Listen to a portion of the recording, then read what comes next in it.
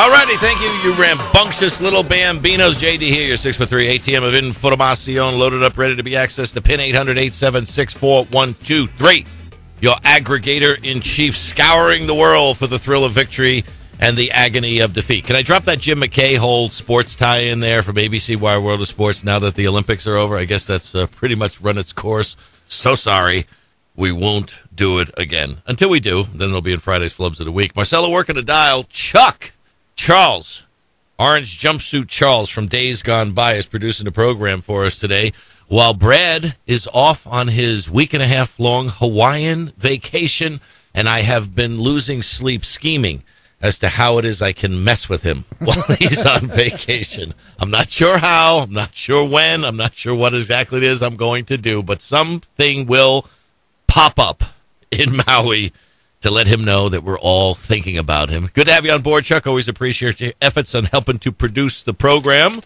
Baby update there. We got it. Third week in November. Everything going well with you and the... You don't refer to your wife. You don't call her mother, do you? No, that's what old people do.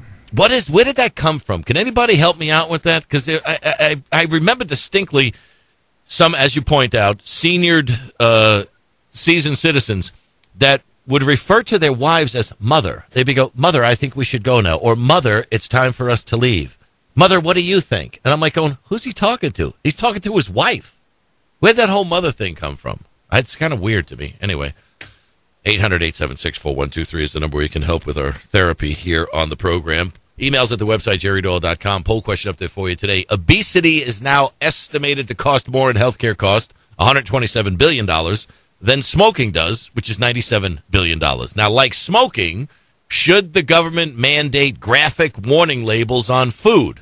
6% say absolutely.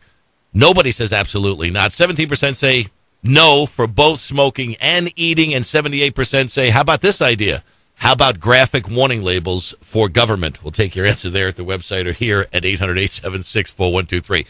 We're going to have to put so many labels and stickers on government, Congress in particular, which everyone's going, Congress's new approval ratings are out, and they've never been lower. And people think that's a shocker? Really? I think Congress today wears low approval numbers as almost a badge of courage, where they go, see, we have a minus 783% approval rating, and you still reelect us. How low do they have to go before they all go when we decide to foreclose on the People's House, the U.S. House of Representatives, in the non-representative representative government that we have? So we're going to have warning labels on government for every stupid decision that they make. We're going to have decals like NASCAR for everybody that owns them. This spot of Congressman XYZ paid for by this spot. They'll just be stickered up and labeled up. There'll be so many warnings and labels on them, we won't be able to see them. Maybe if we can just actually get a few labels over their mouths, we won't have to listen to them. We'll listen to your answers here on the program at 800-876-4123, where the phone call is free, and so is the data mining courtesy of everybody. I look at these old reports now about everybody's looking at everything. It's just like, hello, is this news? People are going, did you know that the NSA has been listening to your voice? Do you know that they've been reading your emails for the last 10 years? Do you know? How could you not know? I mean, how do they know everything? Because as soon as something happens, this is weird about the news cycle. When you watch some tragedy take place, or let's say, I don't know, maybe the aftermath of the September 11, 2001 attacks, what did it take? 12 minutes before they had the pictures up of all 19 hijackers and identified the lead, Mohammed Atta? How did they know so quickly? Somebody sent me an email. Hello, Mr. Obvious, Mr. Know-It-All. Apparently they just looked at the people on the plane and they picked out Mohammed Atta. Sure, that's what happened. No, they know. They've been going through our trash bins, recycle bins, for as long as you could possibly even begin to imagine. And what they're doing with the data, I'm not sure, because it doesn't seem like a whole lot of stuff is being halted, except for the growth, the size, the scope, and the intrusion of government. Speaking of that, did you see the story on the black box standards coming for cars?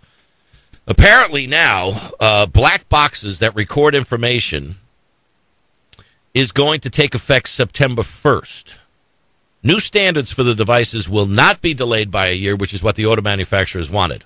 Now, I don't have a problem if it's about plugging into the system where they can go, okay, your spark plugs ain't sparky, or your belts are loose, or something needs to be done, or something needs to be torqued or tweaked or replaced, or whatever the case may be. But this is what The Hill writes about the black box standards coming for cars. New federal standards are going to record information leading up to auto accidents. The decisions for the introduction of the standards will not be delayed. The black box standard notifications were proposed back in 2006, but have been delayed. In 2009, the Alliance of Automobile Manufacturers suggested a delay to September 1, 2013, arguing that this would give auto companies more time to work with original equipment manufacturers to ensure that the standards can be met. Now, Marcella, you see, I don't want to say that you're a part of the problem here, but you are, because you have that progressive click-in thing for your insurance. And as long as you don't accelerate too quickly or decelerate too quickly, as long as you don't go around a certain G-force on turns, as long as you don't exceed a certain time, distance, speed, variable, then you get good insurance. But what if that's all under the guise of saving money, and this is the worst economy since the Great Depression, which we keep hearing, which it's really not. It's the worst economy since Jimmy Carter in 1979. But what if all of that is leading to Big Brother? Did somebody just hear a black helicopter? If all that's leading to Big Brother just doing what red light cameras, and did you see the latest red stop sign cameras? Where stop signs now have cameras that if you roll through a stop sign, it's the same as not stopping for a red light. Boom, you're going to get a ticket sent in the mail. Now, with regard to the black boxes as it leads up to an automobile accident, I mean, this is everybody peering into every nook and cranny of our English muffin lives, where nothing is going to be sacred. Isn't part of the fun when you're speeding knowing that you're breaking the law? I mean, to a certain degree, we're not condoning it. We understand it, but we're not condoning it.